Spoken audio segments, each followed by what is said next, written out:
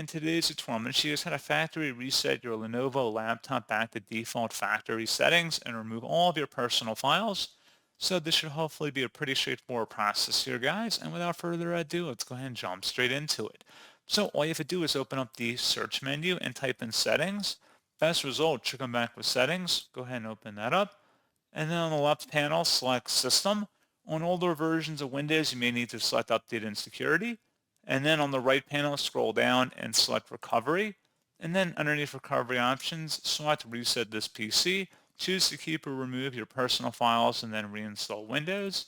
And then once you select the Reset PC option, you would select Remove Everything, remove all of your personal files, apps, and settings, and then follow through with the on-screen wizard for that. And that's pretty much all you'd have to do.